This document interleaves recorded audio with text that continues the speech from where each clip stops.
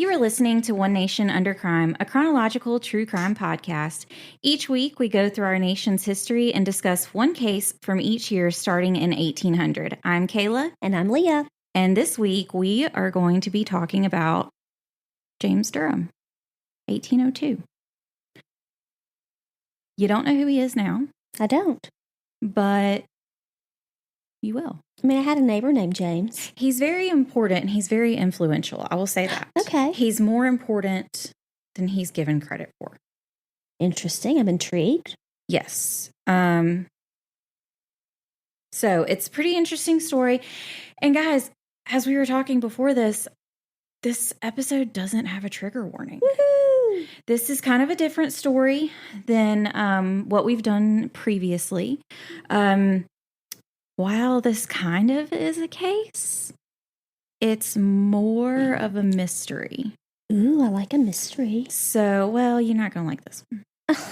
So it is a mystery, and it's why I chose this case. So there were other cases that I could have chosen from this year, but I ran across this one, and I started reading because I just saw the name and I didn't know who it was. And I started reading more and more about James Durham. And I mean, it's another one of those things that you sit there and you're like, we didn't learn this in history. Yeah. Who is like this?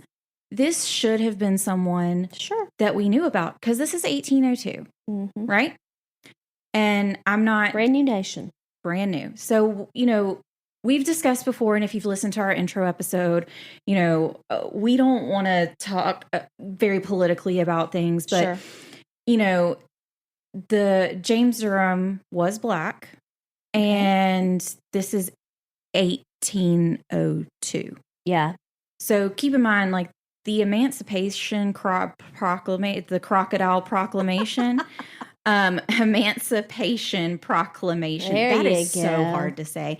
Wasn't, until years later. So 1802 is when this mystery begins. Okay. So he's been living this whole time. I think around this time he's like 37, maybe. I think I'll say it at the end, kind of how old he was during this time.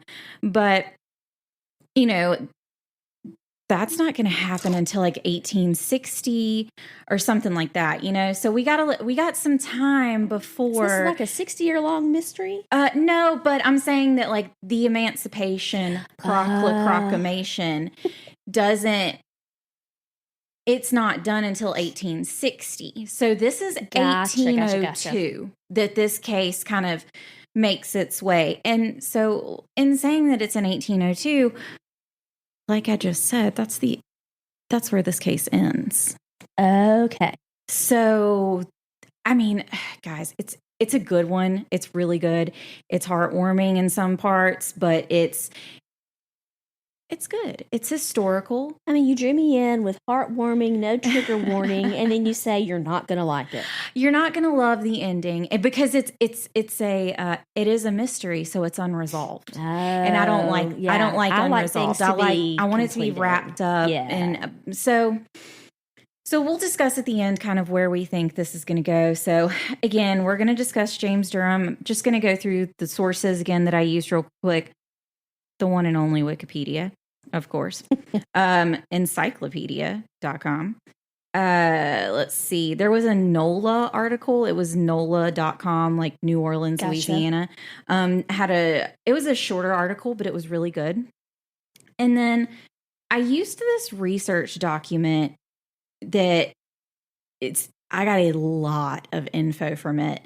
And this is going to totally give away who this person is, but this person who wrote this deserves all the credit in the world because they did a fantastic job.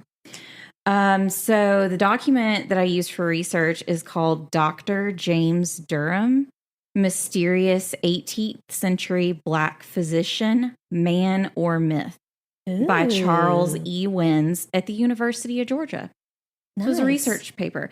And like I said, that kind of gives it away, but let's get into it.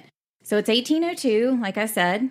So April 19th, The Judiciary Act of 1802 is enacted, which reorganized the federal court system. May 3rd, Washington, D.C. is incorporated as a city. July 4th, which I think is funny, July 4th, at West Point, New York, the United States Military Academy opened. So West Point, this is when West Point started. That's cool. And then July 7th, this is kind of cool. July 7th of 1802, the first comic book, The Wasp, is published in Hudson, New York, criticizing Republican politicians.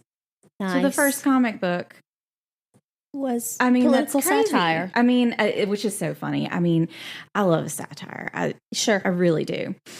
So today we are going to discuss the life and disappearance of the first Black man to formally practice medicine in the United States, which is a big deal. Dr. James Durham. I want to go ahead and kind of right at the top say a couple of things. I kind of like to do this just to preface it, because I know where we're going with this case. So first of all, if you look into any of this on your own, Durham is going to be spelled two different ways. It's either D-U-R or D-E-R. So if you do go researching, it's the same person. It's just spelled different ways in different texts. Is there an H in the name? Yes, it's D-E-R-H-A-M or D-U-R-H-A-M. Okay. So, if you ever go looking for anything about him, it's likely going to be spelled both ways. Mm-hmm. Most commonly, it's with a U. So that's what I went with. Okay. Secondly, we will go into this further when we get into Dr. Durham's story. And again, we try to be as respectful as we can, respectful to people's history. And Dr. Durham was born into slavery versus coming to the U.S. from Africa. Gotcha. So he was born in the U.S. So, yeah, and I understand that sounds like real nitpicky, and I'm saying it for a reason, because I want to try and be as politically correct as I can be, and I don't want terminology of discussing him to distract from his story. Sure. The Civil Rights Act didn't happen until 1866. And the Civil Rights Act is what actually stated that all persons born in the United States and not subject to any foreign power, excluding Indians not taxed, are hereby declared to be citizens of the United States. And later, the 14th Amendment was added in 1868, which just simply said all persons born or naturalized in the United States and subject to the jurisdiction thereof are citizens of the United States and of the state wherein they reside. So given all of that, I understand these laws were passed after Durham's life. Mm-hmm. But he was born here. And in this story, I'm going to refer to him as a Black man. Mm-hmm. And if you look at various sources, he is referred to as both Black and African American. Okay. But, I do have friends that are Black, and they don't like to be referred to as African American because they aren't from Africa. They were born here. They're American. And so, like I said, I don't want any terminology to distract from his story. So I just want to go ahead and say that to begin with, so we know. That was one of my most embarrassing moments in high school, by the way. What? Had a debate. Well, I was in AP history, AP American history, and we had to do a debate. And, you had partners. Mm-hmm. And I don't remember what my debate topic was. Mm-hmm. But I do remember that race did come into play. Like, I don't think it was civil rights, but anyway, the books, and this was before, I'm old school. So this was before you just Googled everything. Like, we had to go to the local college, to the library there, check out the old dusty, musty books and, the ones that were... Wipe off the Encyclopedia Britannica on your granny's shelf. My mama's shelf, thank you. My granny had it. But they were printed in the 60s or 70s, and so the terminology in there, and I was so confused as to what to use because the terms that were used at that time were Black, Negro, African American, and I was so afraid of stepping on people's toes that because one of those is a very outdated term that people do not use anymore.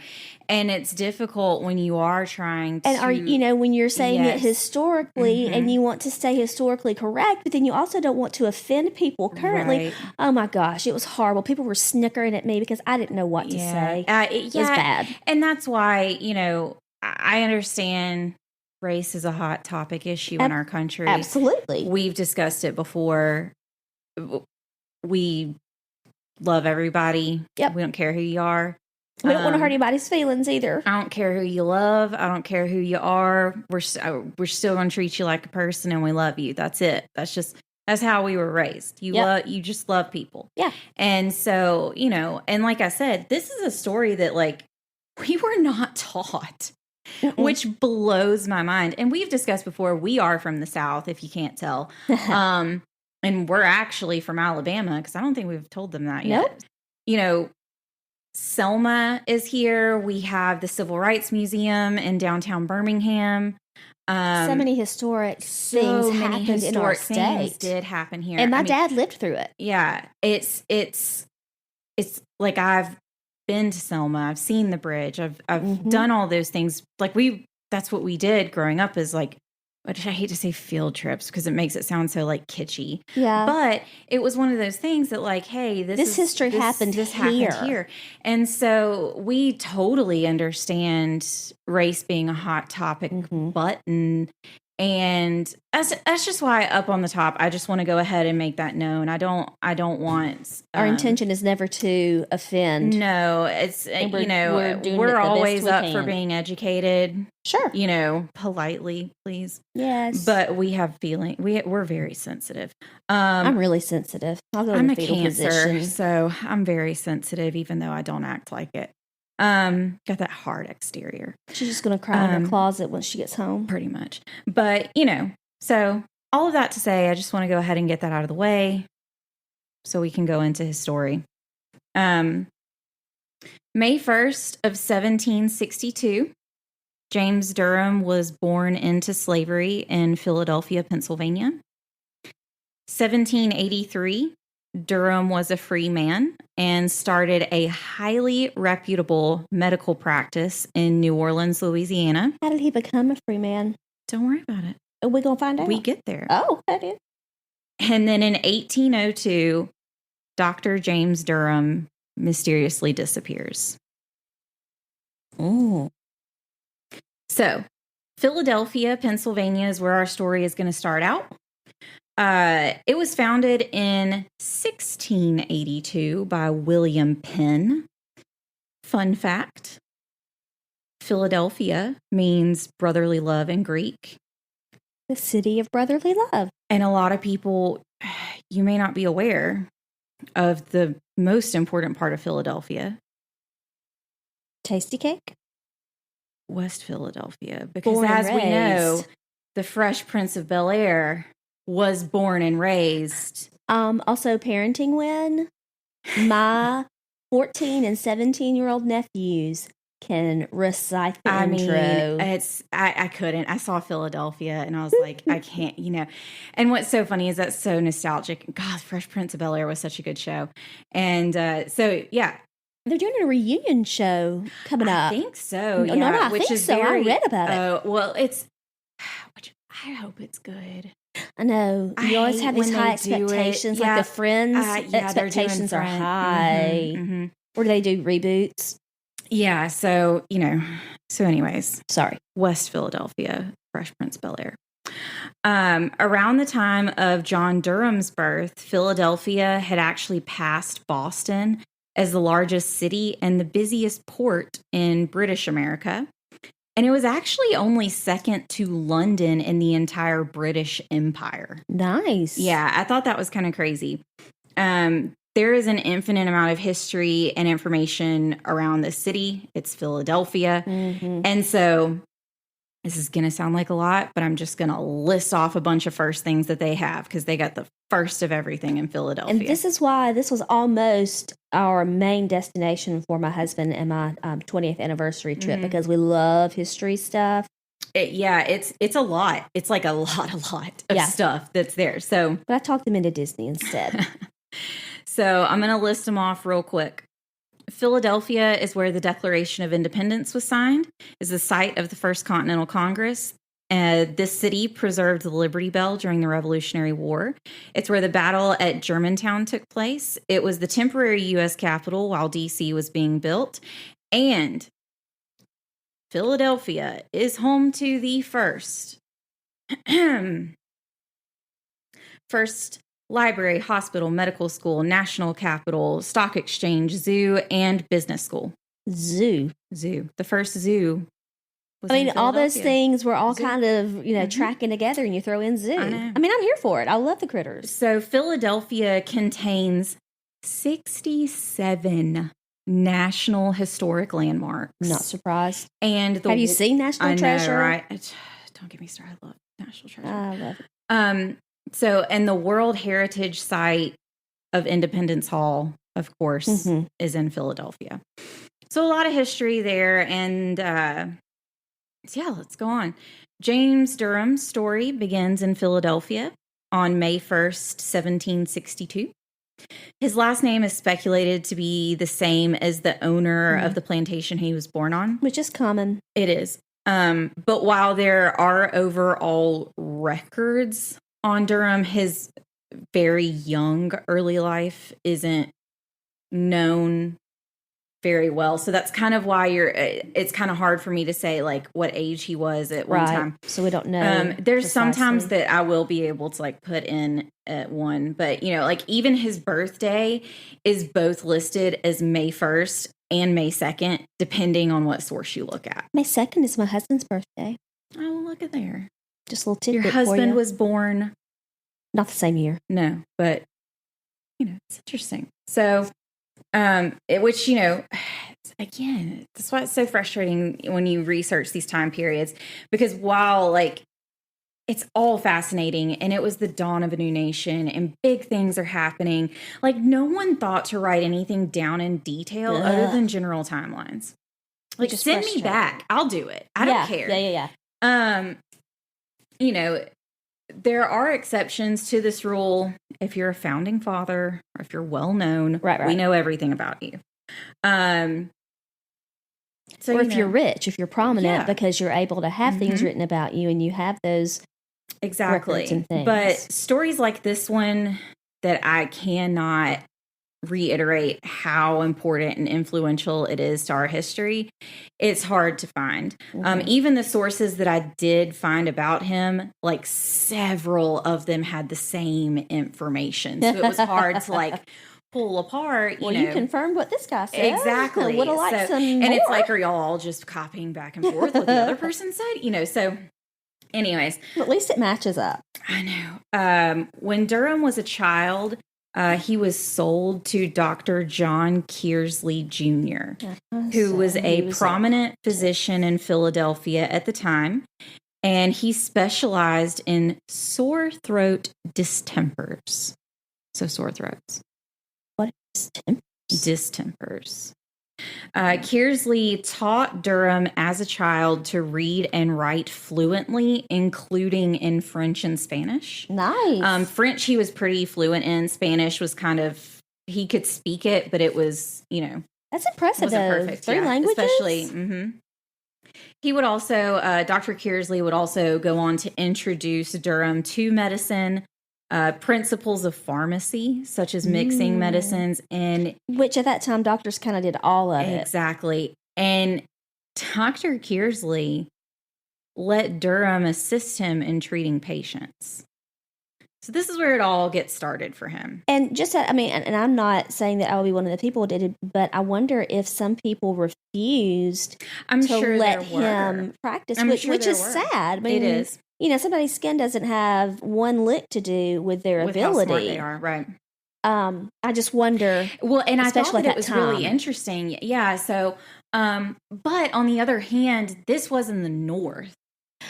So yeah, but still, another, even then. I mean, even then, yeah, still. But I'm saying it would be better received in the North Absolutely. than it would be in the South. Absolutely, but still not as it's widely crazy. received. It gets wilder. Oh dear. Some people, you could be thinking that Durham was actually not the first Black doctor in the U.S., if you know anything kind of about Black history, and that the title actually belongs to James McCune Smith.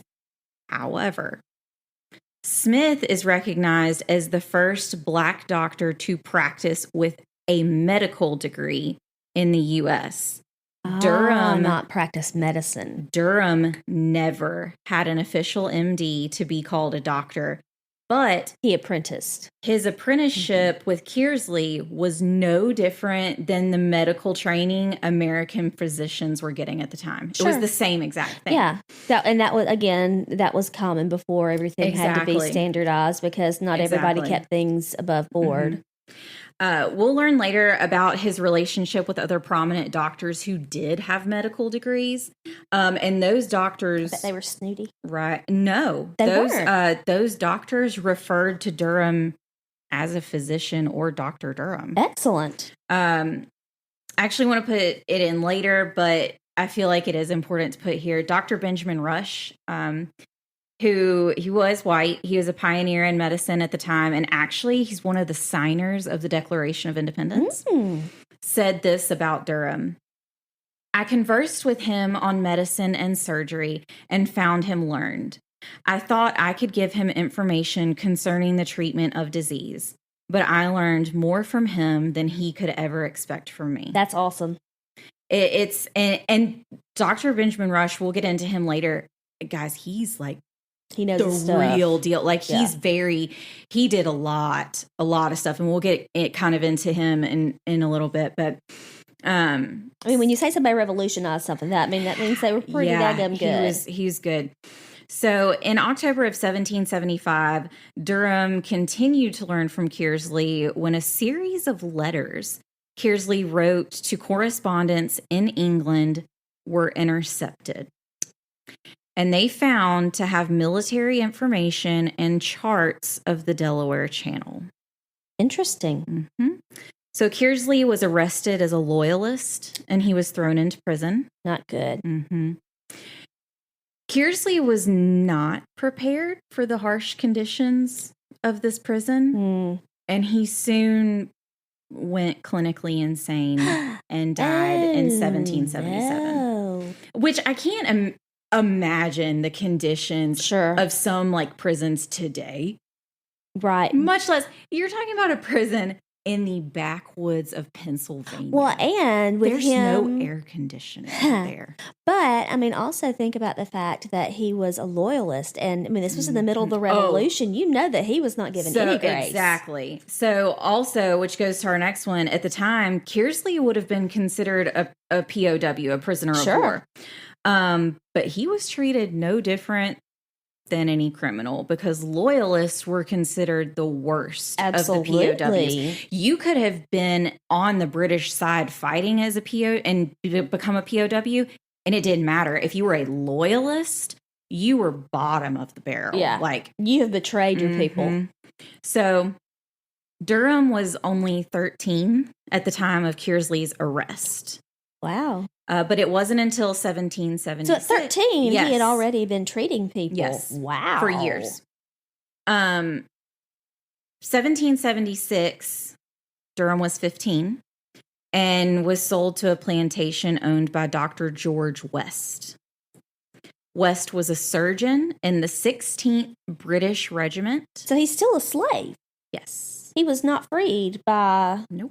By Kearsley. But I do want to note this too, because yes, that is a good point. At this point, he is still. I mean, you can practice medicine, but I'm going to sell you. Exactly. I mean, it doesn't make sense. So, but I will say this: the Kearsley family had every right to move him to a different place when Kearsley was arrested. Yeah, and they kept him there for another 2 years because they didn't kind of as want long him as they to could. leave. Yeah, like they didn't want him to go. So Dr. George West was a surgeon in the 16th British Regiment, And he took Durham under his wing as kind of a physician's assistant at this point. Durham is 15. Wow. I mean, I have a nephew that age. I'm just saying, nope. So this is when Durham's knowledge really expanded past throat illness. Because, you know, that's what he was. That was his specialty. Right. So at the end of the Revolutionary War, Durham was sold again, but for the last time, to a Scottish physician, Dr. Robert Dow of New Orleans. Had to be a good guy. I know. And Wikipedia actually lists him as Dove, as Dr. Robert Dove. But according to the research journal and everything that I read, it is Dow. Okay. So again, if you see that. Could have been a nickname too. Yeah, if you do see that, it is Dr. Dow. So yeah, Durham's on his way to New Orleans. Quick history about New Orleans at the time, kind of up to this point, because it is important later on when some events happen as to what's been going on in New Orleans. New Orleans was founded in 1718 by the French Mississippi Company, and it changed hands to the Spanish due to the Treaty of Paris in 1763. So good thing that he knew French and Spanish. So New Orleans was actually very important to the Revolution at the time because the Patriots used it as a port to smuggle supplies and military equipment up the Mississippi River. Yeah. And for those of you who aren't really familiar, the Mississippi River kind of like runs north across the United States, but it comes out in New Orleans, and that's where it, like, I guess the mouth of the Mississippi River kind of meets with the Gulf of Mexico. And it's very, if you've never been to New Orleans, it's wonderful. I love New Orleans. I haven't been to New Orleans. It's great. It's a really historical town. I would like to go. It's a lot of fun. I really enjoyed it. I went on a ghost tour there. Guys, it was so cool. Story for another time. So it wasn't until 1803 that Napoleon Bonaparte sold Louisiana to the United States in the Louisiana Purchase. So while Durham was in New Orleans, it was under Spanish control. Okay.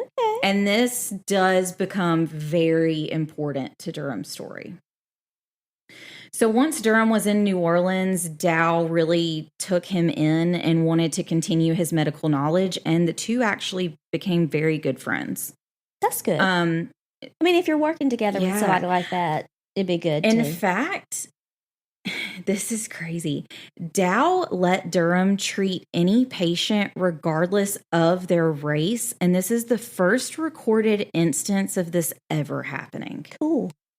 Barely 2 years after Durham arrived in New Orleans, he became a free man. Cool. So he wasn't even there 2 years. So this Dow freed him? Oh, dear. Yeah. This. I wanted the Scotsman to be like I'm going to try liberator. To not rant about this because it's like, I'm sorry if this pisses me off on another level. And I know I can never relate to this. Right. And it is so infuriating. Oh, dear. So, I mean, it was common at the time, but it was just because it's common practice doesn't mean it's okay. Exactly. And it's putting it in terms of today that you'll see. Right. So some sources say that Dow freed Durham, and others say that Durham paid 500 pesos in small amounts over time to Dow to buy his freedom. So 500 pesos. Which was common practice, yeah. How much do you think 500 pesos was? A lot. Back then, that's a lot. I mean, I don't. If you had to put a number on it. 5,000. You said 500? 500 pesos. I would say probably $5,000 at least. $122,000. I mean, wow. 500. Like. I mean, I know that was more than he really made. 122. That's like a small house. $1,000. Wow. Dude, that's more than my student loans. Not much, but it's not far off, guys. That's how much they quoted my kitchen renovation. I mean, just because all those prices have gone crazy. And I can't comprehend. just to buy your way out of servitude to someone who, let's keep in mind, bought you. Right. So they want their money back. There's a potential that he paid him $122,000 just to be free. I mean, which he wanted a return on his investment. Like it makes me sick until I heard the next part. Okay, I'm ready for the next part. Because I think that Dow, I think the climate that they were in, and I am not making an excuse for him. Right. But I think this is a case that this was common at the time. It's kind of the Dow didn't know what else to do. Right. That it could have been he's just trying to do it through the right legal channels. I don't know. I'm not sure. And I'm not coming up with an excuse for him. But based off of this, I don't inherently think Dow was a bad person. Right. This was just the situation that he was in, which is deplorable. It's so crazy. Yeah. But this is what kind of gave me some warm fuzzies. I like warm fuzzies. Either way, Durham started his practice in New Orleans, and he specialized in throat medicine. Mm-hmm. Dow was the first person who financially backed Durham to open his entire practice. That's awesome. So maybe it was and again, not making excuses, just trying to think, maybe he used that money that he was paid to do that. Exactly. And, again, like, we're not sure. I don't know. But it's said that if Dow had not helped him open his practice, he would not have had it. Well, because he spent every penny he had to buy his freedom. To get out. So by 1788, Durham was married, and he made about $3,000 a year. You can take a guess. Well, 500 pesos. This is in dollars. $3,000. See, I was doing dollars before. Mm-hmm. So this is dollars. I don't do numbers. Just tell me. $71,000. That's the same as the teacher made in our last story. I know. It's crazy. So $71,000 a year. And his practice treated patients from every walk of life, and it was unprecedented. He treated slaves. He treated free people. He treated, like, high society people came to him. He was truly like, he didn't care. You come in, like, I'm gonna help you. If you're sick, we're gonna fix it. We're gonna do this. And it was really crazy. So that's impressive. It really is. So in the same year, Durham traveled back to Philadelphia for a bit, and he met Dr. Benjamin Rush. And we had discussed him before. Dr. Benjamin Rush, he's the most, everything that I saw about him, and I looked over a few different sources, he was the most influential physician in the United States at the time. That's awesome. That's a big deal. It is. When I say, like, I cannot explain how influential this guy is. I'm going to go into some of it. But we are talking Princeton. We are talking University of Edinburgh. Like, big deal. He taught medicine and clinical practice at the University of Pennsylvania. And at the time, he made it the best medical school in the nation. Awesome. He was a member of the Second Continental Congress. Like we discussed before, he signed the Declaration of Independence. He served as the Surgeon General for a brief time during the Revolutionary War. And he established the first dispensary in Philadelphia. Not the kind of dispensary you are thinking about. No green crosses. Not those. It was the nation's first charity walk-in clinic. Yeah. And no one paid. It truly was it's unprecedented, a clinic. For sure. Rush is also credited as the father of American psychology and was a strong abolitionist who wanted education reform for women to get a formal education. Thank you. Mm-hmm. Work. So, yeah, I bet he and Eliza would have been good friends. Yeah, they might have known each other. They may have. Rush's interest in abolition just didn't stop at ending enslavement. It didn't stop there. It is said that his focus was, quote, the emphasis upon the ill effects of slavery on the Black mind. Ooh. Wow. Like chills. Like, honestly, seriously, like I got him again after reading it. And it took me a moment to like process that and to read it through. And I was like, whoa, like that's amazing. That's such different thinking it from really the is. norm And, at the time. I mean, to think about it in that sense of like, hey, I'm not just thinking that we need to, end slavery. I'm also saying, like, we need to make sure they okay. Yeah, we're messing these people up. These people, they're not things people. to buy. They're people. They're people. And when they're not property. Exactly. And when, he's like, look, we get rid of slavery, dude, we got to make sure these people are okay. Yeah. And that's... You can't just say, okay, you're free.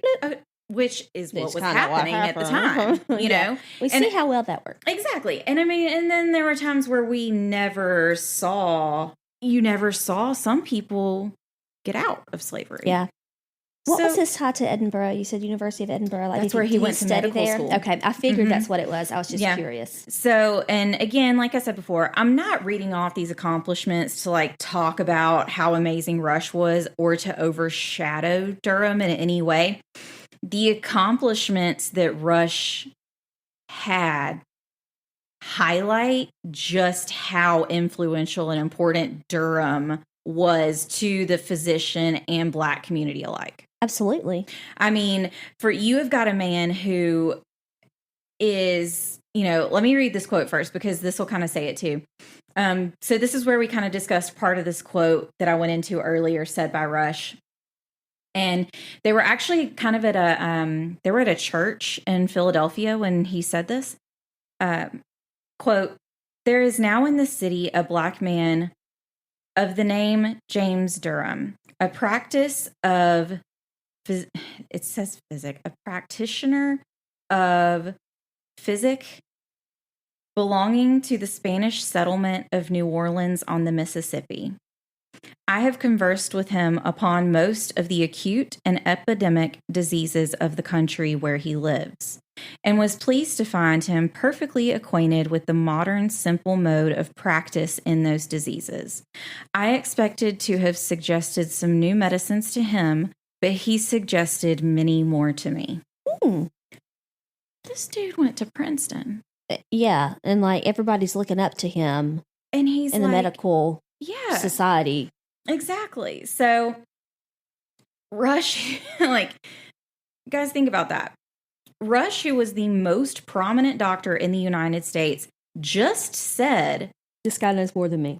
Durham taught me Basically. more than I could ever teach him." That's amazing. Like, guys, just let it sink in. That's insane. Like, a white, highly successful doctor from Princeton learned more from a Black man who was raised in slavery and by definition not a doctor. Right. There was no documentation saying he was one. None.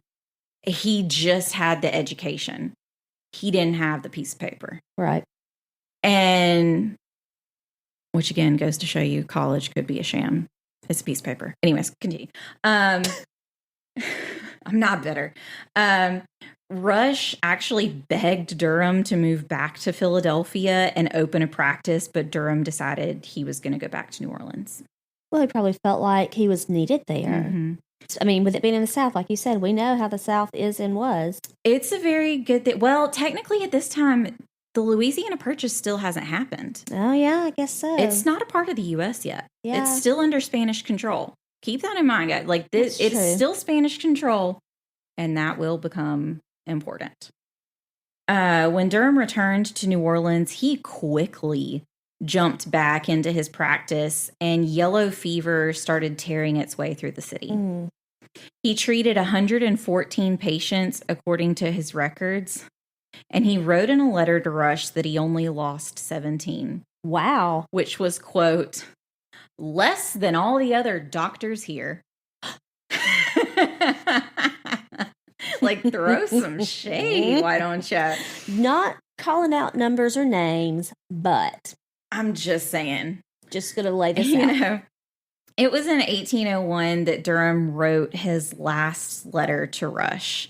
And he said that he was ready to leave New Orleans and come back to the States.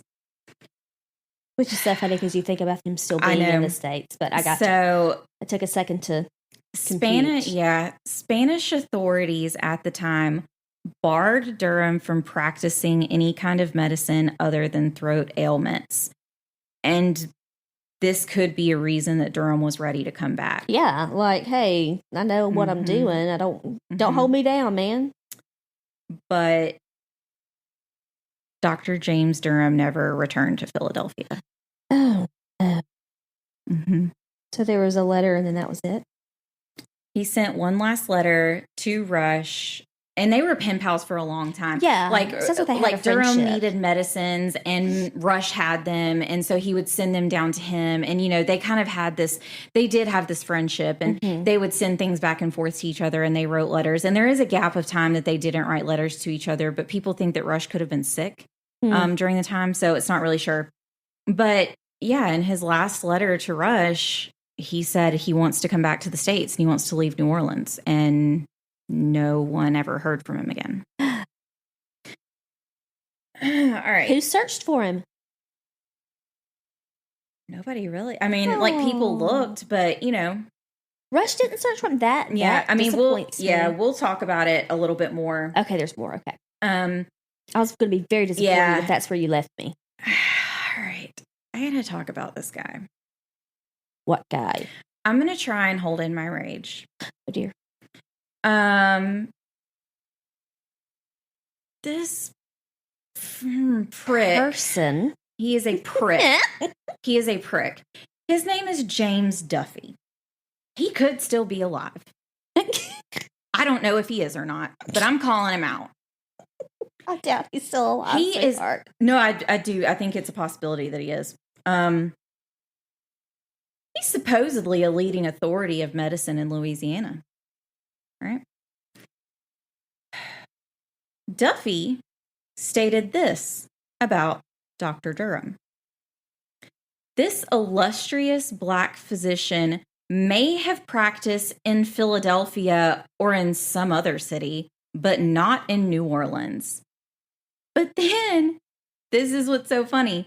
Duffy continued to say that there was a record of a, quote, free Black called Durham, Derum, but he had the right to only cure throat diseases and no other.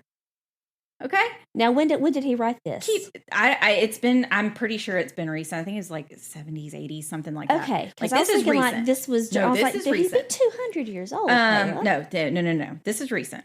Okay, that makes me feel better about your grasp on reality. It's not. It doesn't make me feel better. No. So again, Duffy contradicts himself. In another, he just said there was a Durham, Derum, but he could only practice throat medicine, but he was a free Black. But then you're also saying he never practiced in New Orleans, maybe in some other city, but not here. Not here in this fair economy. I mean, anyways.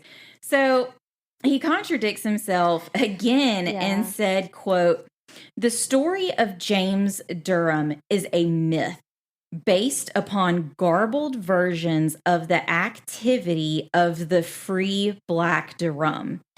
Unfortunately, so many historians have quoted each other about Dr. James Durham that he is firmly established as historical, quote, fact. I understand that the record Duffy found was on a Durham and Durham. He literally just said, they've established it as fact. Yeah. So, and I get it. All right.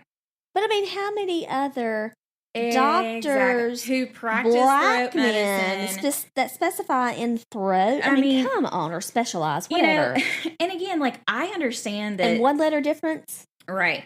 I mean, I understand that the records that Duffy found was on a Durham, a Durham with a U and a Durham with an E. But we all know how names are all spelled differently a lot of times and all kinds of records. Spanish were the ones taking medical records of the area at the time, and it is most likely just a misspelling of Durham. Yep.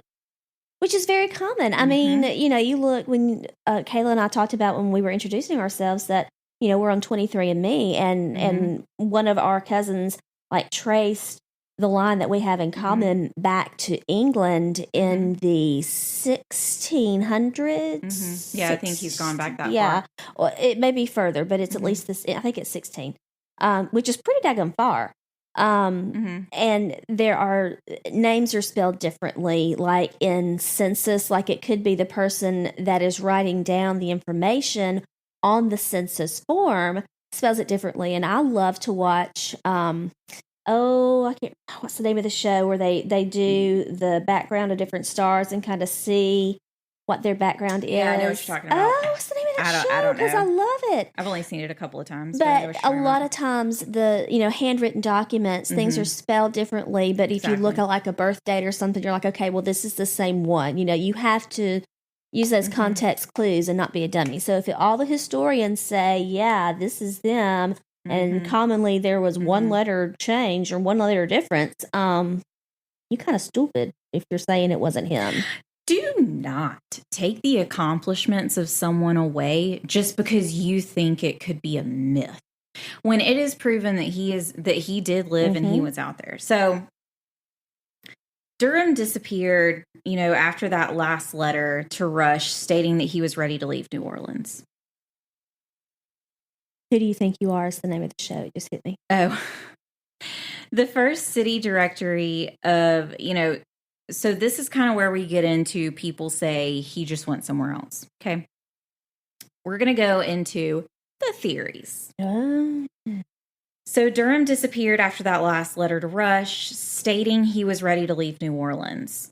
The first city directory of New Orleans was in 1805. So that is a few years after this. And a Durham is not listed in the city directory. He also wasn't listed in the 1822 directory or the census of 1810, 1820, or 1830 in New Orleans. Not there. The argument could be that he left New Orleans because of the restrictions of his medical practice by the Spanish. But if we assumed he returned to Philadelphia, then why did Rush never hear from him? Yeah, I mean, surely he would have gone to his friend and sold his practice and had his money to start somewhere else, which would make sense.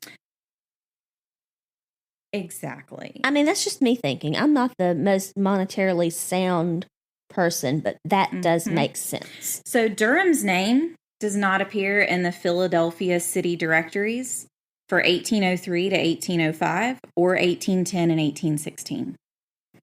Today, Durham and D-U-R and D-E-R are common names in New Orleans and Philadelphia.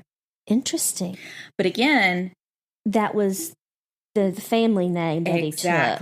Exactly. So they could have also been could be their a part of that, same place. So, I mean, but what happened? Yeah, where'd he go? So it's a possibility that he decided to move to another city.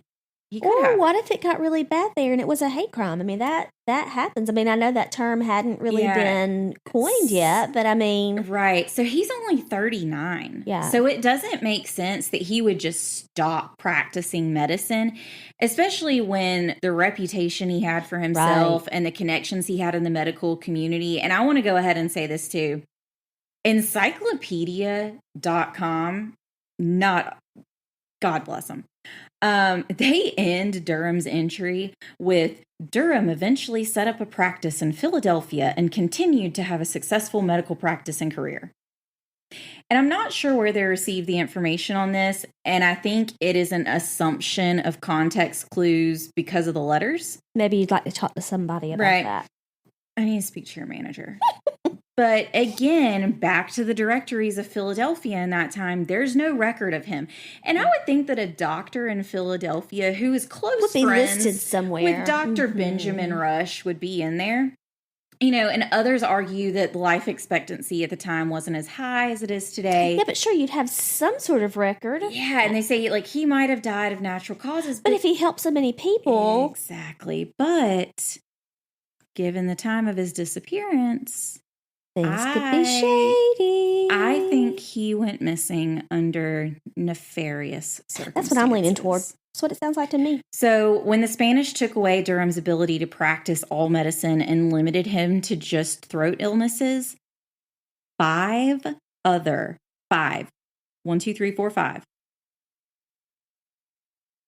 other doctors who were white in New Orleans lost their ability to practice medicine at all.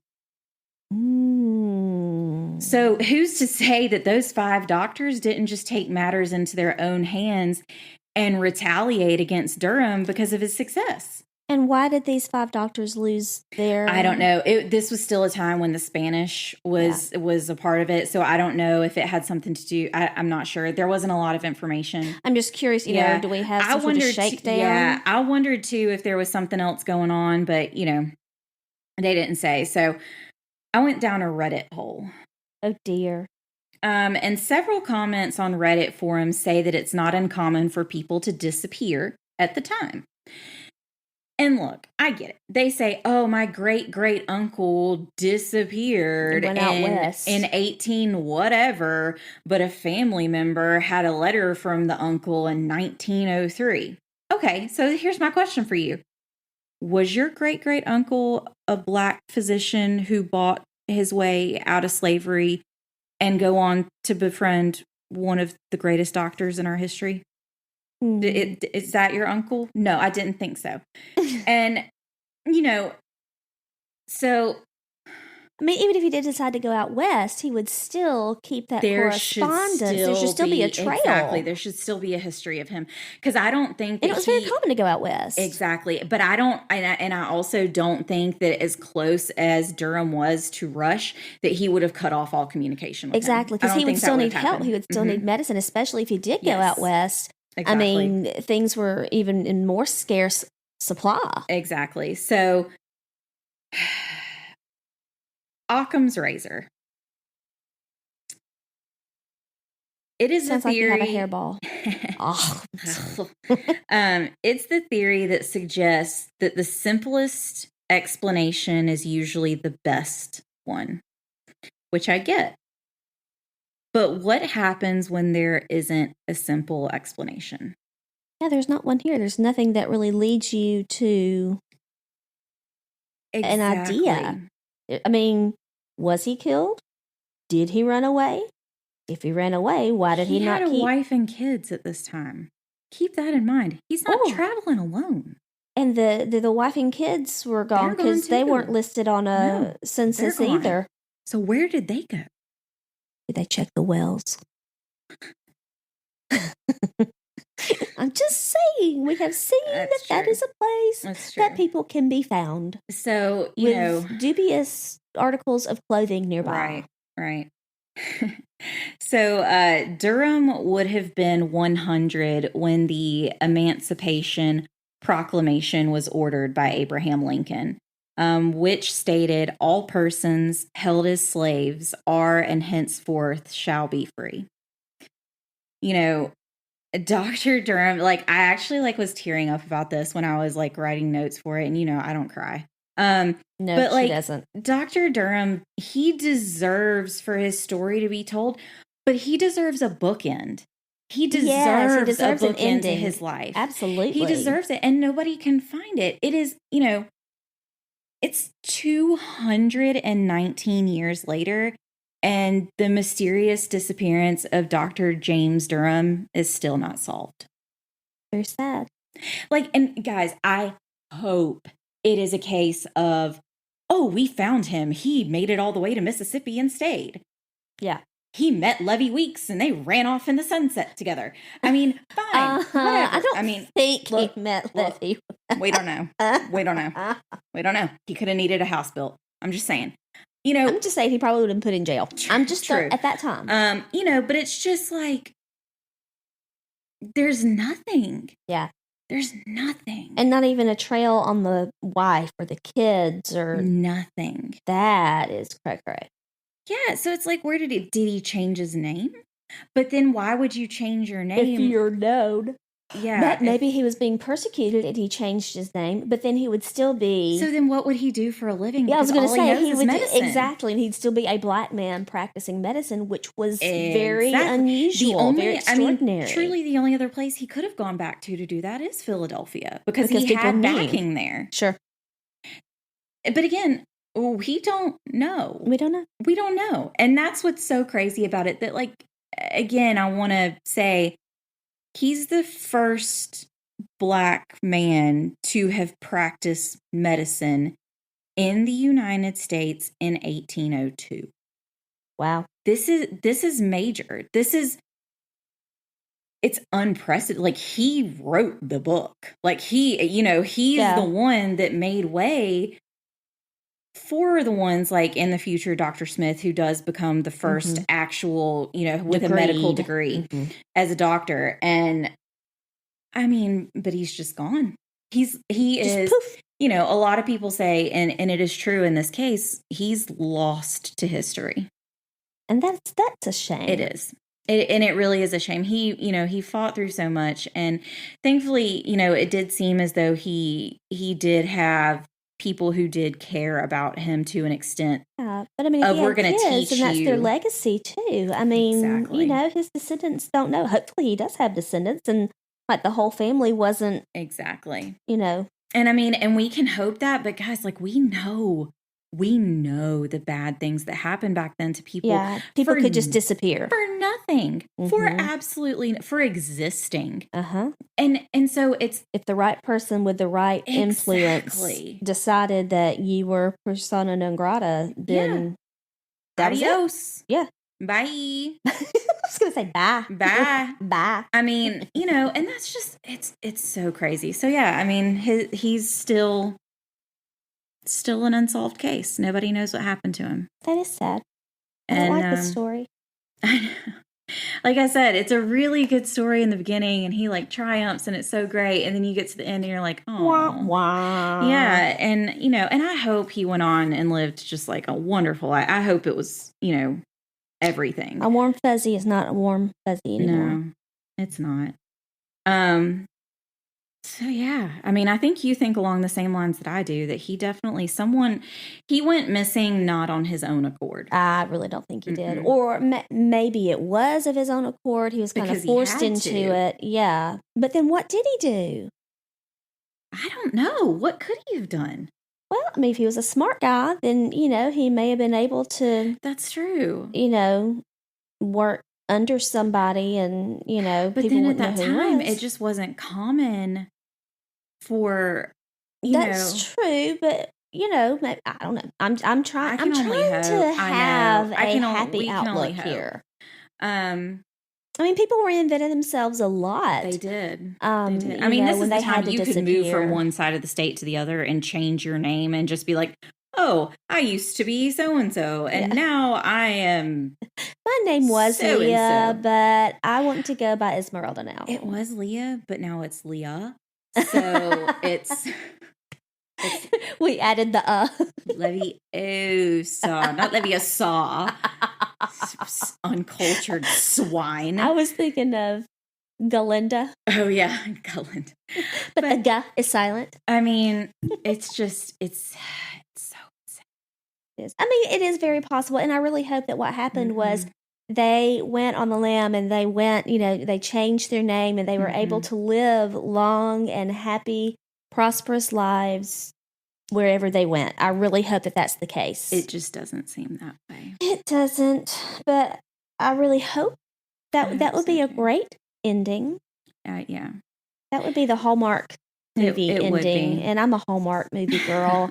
You are not a Hallmark movie girl. I'm Christmas Hallmark. Oh, Christmas Hallmark all the time. Is good, but and which is funny. So I'll get into this like super quick, but they say that people who have like high anxiety, which hello, ding ding ding, like to watch the same things over and over again, and that's why we like Hallmark movies. Exactly, because it's this. I'm sorry, guys, it's the same movie. Some things are swapped the busy up a city little. girl is going to go back to her hometown, and she's going to see the nice shirtless man who chops wood again. They're not usually shirtless in Hallmark. Leah, they're not. Let me have this. It should be.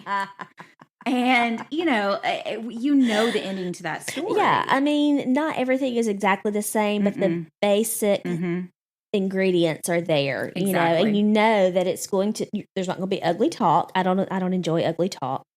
I don't. I just don't. I taught preschool, and so I don't use non-preschool words.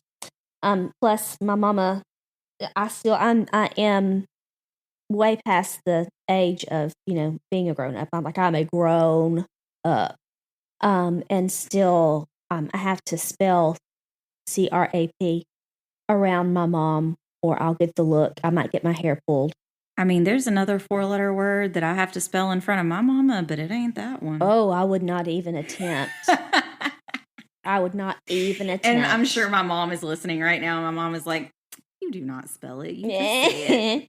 But yeah, I mean, Hallmark movies to me, it can be a new one, and there may be some different things in it, but it's not going to have ugly talk. It's not going to have anything inappropriate. So, like, if you do have your nephew that's with you, because I don't have kids, like, isn't going to walk in and be like, "What's that?" And he'd be like, "Oh no, I got some explaining to do." And we ain't ready to have that birds and bees talk yet.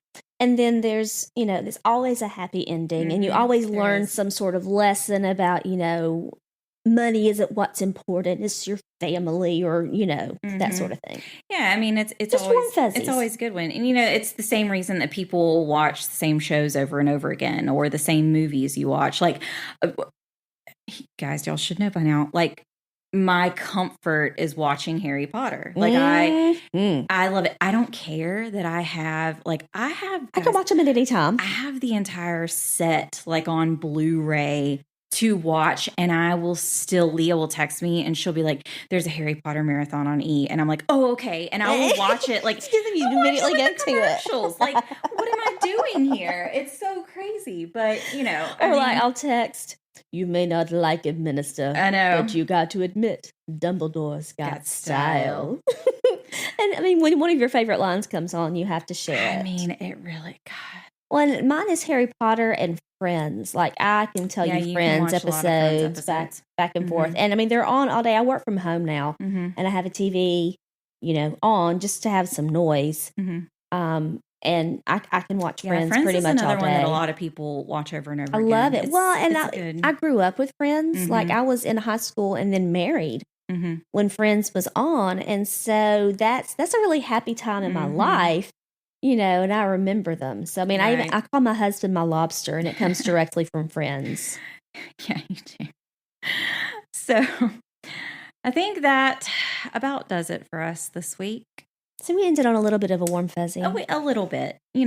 Hopefully it's a story you haven't heard before. I hope it's one you have heard before, but if not, I'm glad. Maybe you learned some new I'm glad you learned some new things. Yes. So yeah, follow us on Instagram at One Nation Under Crime, and on Twitter at ONUC Pod. If you love our podcast just as much as we do, maybe even more, maybe you love our podcast. Is that possible? Maybe. Follow us on your preferred podcast platform. There's a lot out there. There's Spotify, there's Google, there's Apple. So follow us on it. You'll get all of the new episodes as soon as they come out. And you know what? While you're at it, just recommend us to anybody. Yeah. I don't care who they are. You could actually be in traffic. Just roll your window down and just be like, hey, bro. Or if you're an old person like me and you're on the Facebook, you could share it there. Share an episode there. Look, hey, if we see, like, I'll go ahead and say it. If I see that you shouted us out on something, I'll say your name. Absolutely. Like, I'll say, like, hey, good job. pat on the back. We love you. Thank Yes, you for we will that do that. affirmation. We also have a Patreon. So if you are so inclined, you can find us on Patreon. Donate some dollars if you want to. Mm-hmm. You can find us. It's just One Nation Under Crime. Pretty easy. And if you have any questions, you can always email us at onenationundercrime@gmail.com. And again, family stories. You got them. We want to hear them. Again, I want to know if your grandma buried someone underneath your house. Always the grandma. It is. You always go for the grandma. Why can't it be the crazy aunt? Look, you didn't know Margaret. I'm going to go ahead and tell you that right now. Margaret kill you as soon as she look at you if you cross her. She's not messing around with anybody. My mom, I'm going to tell you, this is my dad's mom, and she's gone from this world. God bless her, but I miss her. And that is a strong woman, and I don't want to cross her in a dark alley at night when I made her mad. I'm just saying. She was. No, my granny was a strong woman. Oh, this woman, she was sweet as she could be. But look, she's smoking that pack of green Marlboros on her front porch. No. Be damned if you tell her she cannot. No, my granny didn't. She had one of those little pocketbooks that the cigarettes go in. Anyways, fun. So anyways, if not fun, but if you got any stories like that, send us some good history stories. You related to somebody famous? I want to know how you found out. Yeah, we like some family mystery. It's just email us. We would love to read them. We'll email you back, and we love trivia too. We do too. Yeah. So that's episode 3. We got 3 episodes in the book. Thanks for hanging with us. We appreciate it. Thank you guys for tuning in this week to One Nation Under Crime. We will see you here same time. New crime. Mm-hmm. Old crime, but new crime. Different crime. And remember, there isn't always liberty and justice for all. We will see you guys next week. Bye.